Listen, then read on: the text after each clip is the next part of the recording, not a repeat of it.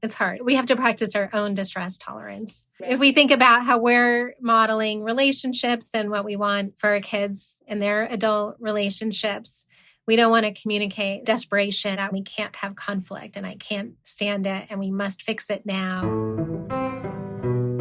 Hello, I'm Delaney Rustin, creator of the 4 Screenagers movies, and this is the Screenagers Podcast, a show about discovering the best ways to help our youth and ourselves navigate our rapidly changing digital world. I want to start the show today by telling you a story about my son Chase and I. And don't worry, I asked him if it was okay for me to share this. So my son was in 8th grade at the time. He's now in his 20s. And he had just spent the night at a friend's house with a bunch of other boys. Some weeks later, he told me they had watched a movie that he knew I wouldn't be happy about. It was one of those raunchy rated R comedies. So I did what I thought was the right thing. I called the parents of my son's friend and had what I felt was a very tactful conversation about how we could better navigate what our kids watched. I didn't want Chase to know that I had talked to the parents, so I asked them if we could keep the conversation between us. But even so, somehow Chase found out, and boy, was he mad at me. Turns out his friends teased him for my having called. I felt really upset with his being mad at me. And in fact, he's told me over the years that he's still mad at me about that. Knowing he was still holding on to that made me feel awful. So, years later, I was interviewing psychologist Karen Pavlidis for the 3rd Screenagers film, Screenagers Under the Influence, which addresses vaping, drugs, and alcohol, and of course deals with how to talk with our teens. Karen runs a private practice and a group practice called Child and Teen Solutions. She's an expert in working with parents around setting boundaries and around talking about sensitive subjects with kids and teens. Well, I remember the day so clearly because when we finished the interview, I was telling Karen about this incident with my son and how he's still mad at me. And she sort of shrugged her shoulders and said, "Okay, so he's mad at you. He might always be mad at you. So what?" Her response stopped me in my tracks. It made me think, why did I feel so uncomfortable with his being mad at me? And of course, this makes me think of the hundreds of conversations I've had with parents about how they don't do certain limits even though they want to, because they don't want their kids to be mad at them. I'm delighted to have Dr. Karen Pavlidis on the show with me today. She has some really great wisdom for all of us around the interplay of parenting and our kids and teens getting upset with us, be it for screen time rules or other things. So let's get started. It's hard when our kids are mad at us. I have seen, especially in the last 5 years or so, and even more and more confusion and discomfort among parents when their kids are mad. But I would add that if we're afraid of our children's anger, if we think it's always up to us to fix these reactions, we actually end up limiting our effectiveness as parents, and we might even disrupt what we need to do in order to maintain a healthy household structure. And even it can get so far, and I've seen this even with very young children, where parents are so afraid of the children's reactions that the children end up running the show at home, and nobody wins.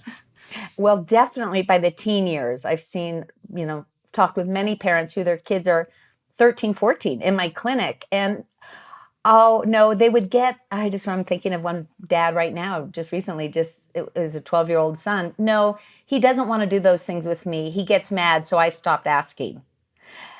Or another parent, no, I can't take devices out of the bedroom because they're going to be mad at me. Right. And then some parents aren't so shaken up by it. So I do want to give voice that not every parent has this internal reaction of feeling really unsettled if their kid is angry at them for what they do parenting. Do you find that to be the case? I don't know if there's anything that predicts which of us are going to be more flustered by it. Oh, absolutely. So it's common for people who had less than ideal circumstances growing up to want to go, we don't repeat this, in my family. And so focus and value connection so much. and want to feel good about we're not repeating what I had experienced. And so when these conflicts happen, it can feel very disconcerting and scary even. Let's think about when the child or teen is getting mad, and let's just think of some examples like enforcing no. We've talked about no video games after dinner, and you find the kid playing and you don't get angry. You just say, oh, that's the rule. But the kid storms off really mad, calls you things or whatever. As parents, how do we think about our kids in those moments? What we always want to aim to be as much as possible when we make parenting decisions like this is ultimately we want our kids to see us. Their perspective is we're reasonable, we're predictable, we're reflective. So it's one thing to make this decision that you said like, hey, I've been learning about this. We're going to have some changes versus like, you're ruining your life. And once we become critical or make accusations of our kids, it's going to undermine the connection. And so those kids who are angry, that sounds right on target. They're frustrated. Like that's a change. And that is entirely to be expected. And if by storming off or being rude, like that is showing that they feel secure. They know that they can storm off and it's not a threat to us. It's not uncommon for a teen to withdraw or be mad or be sullen. But what we don't want to do is get pulled down with them. We don't want to criticize them for withdrawing. We want to convey that we're not threatened by their big emotions. We can tolerate their upset with us. Karen, what was so hard for me, just even though it was happening in the moment, when they were mad at me, I just wanted to go in their room and say, can we talk about it? What about that need as parents? Absolutely. It's just hard to feel okay when somebody in the house is mad. It takes a lot of practice and wisdom to realize the efforts we make to try to fix that. Like, I need for my kid to not be mad at me like tonight is hard because that can sometimes fuel the conflict if we're going in there and we want things to be okay and we're kind of over engaging.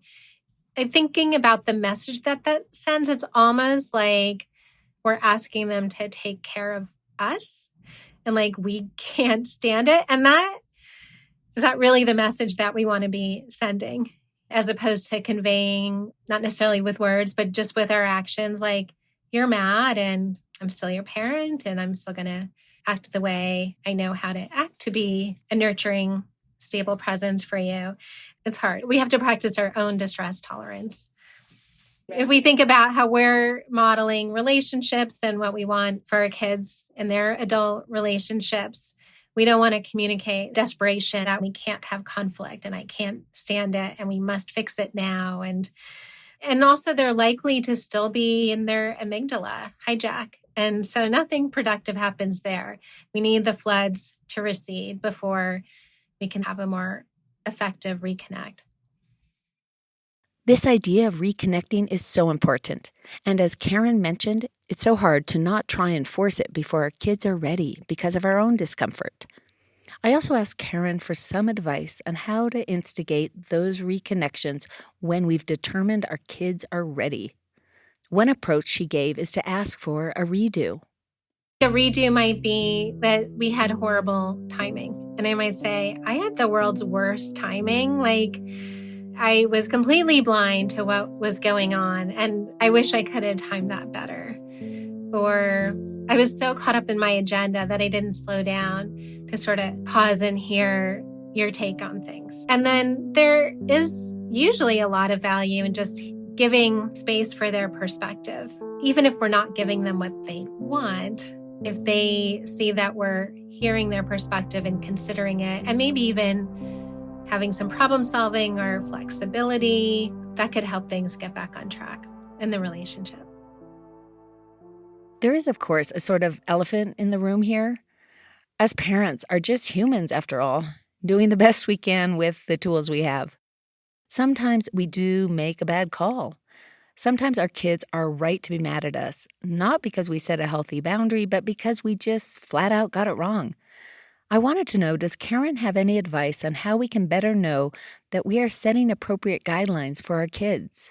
There's a lot to say on that because we don't want to think, oh, I can say or do whatever I want. And okay, so my kid's mad at me. But where I feel like there's a line is there's a whole literature on psychological control and intrusive parenting. And it's an important concept because it stands in contrast to behavior control, which refers to all the things that parents do around discipline and limit setting and structure. I wish we didn't call it behavior control because I don't like the idea that we're controlling our kids, but rather we control, what we give attention to or how we provide access to special privileges and TAC.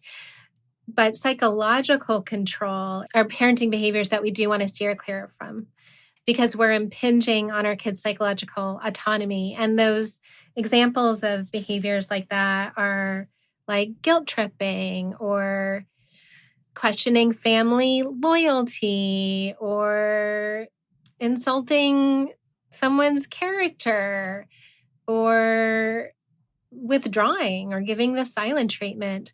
Now, that is going to upset our kids. And those are toxic parenting behaviors that we want to steer clear from versus those guidelines of calm, reasonable, predictable, and that it's on behavior. And a lot of times what it comes down to, it's on our behavior and our choices that we're making for our kids, that the kids whose parents are mindfully practicing certain behavior controls tend to do better. And then when you're crossing over into that psychological control, that's where we see just some not so great mental health outcomes with depression and anxiety.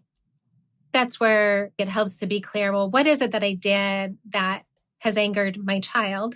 Mm-hmm. And is it something that has crossed into that domain of intrusive parenting, or am I firmly grounded in calm, reasonable, non-critical? Mm-hmm.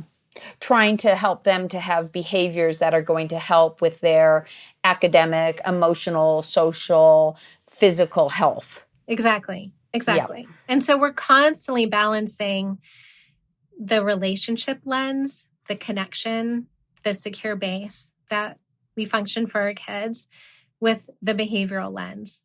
How have we set up the structures? How have we set up rules and limits and expectations? There's decades of research that the gold standard of parenting, the parenting style that seems to have the best outcomes for a kid's mental health, is a balance of the two, or I would say a concurrence of the two lenses, that we have a strong relationship and we are exerting expectations and structure and limits.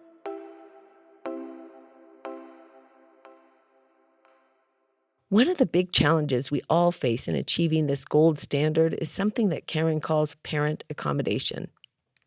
When our kids are little, we have to take care of so much for them, whether it's basic hygiene, keeping them fed and warm, even tying their shoes.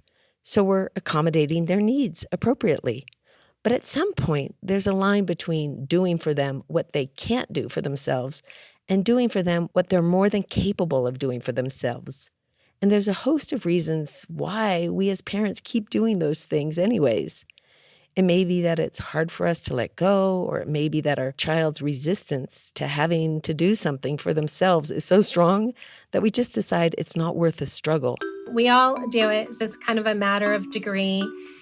At the extreme end, it can evolve into failure to launch as in young adults. And there's a really interesting study that's relevant to this idea of like, is this okay that our kids are angry? And so in this study, they looked at what happens when we work with families who have a young adult who hasn't launched. And the definition of that is they're living at home. Living at home is fine. But in these cases, living at home, not working, not at school, just languishing. And almost in all of these cases, their families fall into these patterns of parent accommodation. So the study looked at okay, what happens when we pull back the parent accommodation? And so they studied 27 young adults. By pulling back accommodation, it was things like maybe no longer doing the laundry or reducing financial support. And these are young adults who are otherwise capable of working.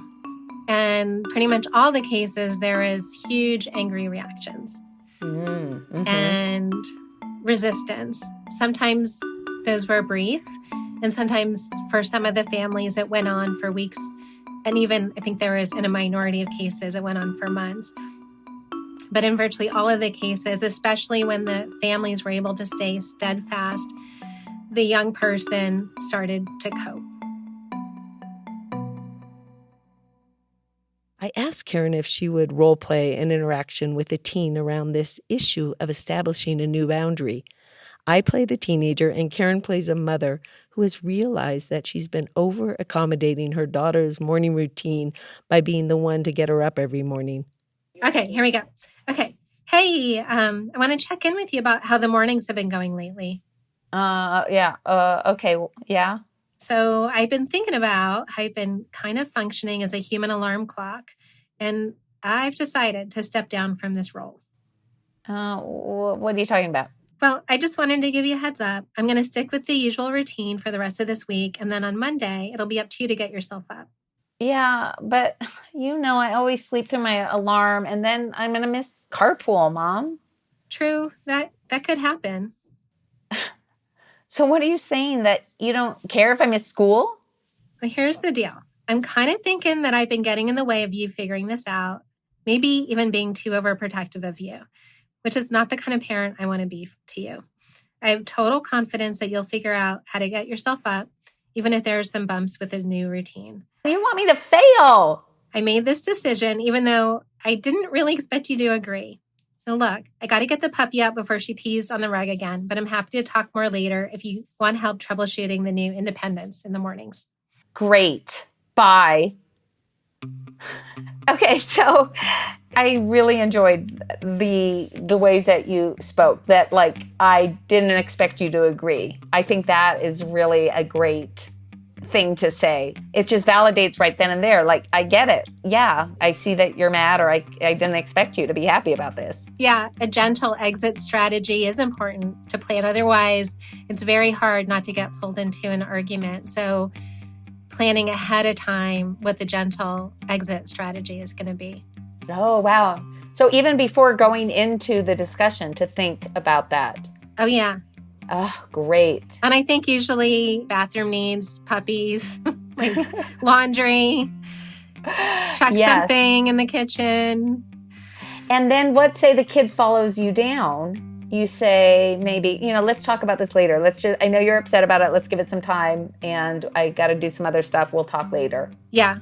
It's interesting. I remember Laura Kastner talked about a drive-by rule, and parents have really liked this, which is sometimes to actually, as they know their teen is going out to go be with a friend, you might say, hey, I just want you to know we're going to be having devices out of the bedroom for sleep time. I'll talk to you later about it. If the kid's actually going somewhere, we're really going to readdress this issue around the apps that we found on your phone that we need to get rid of. We'll talk about it later, just as a way of letting them know something, but not getting right away into a full discussion. Absolutely, because they need time to metabolize it before we are in this prolonged back and forth. And I think it's going to make those follow-up conversations go better.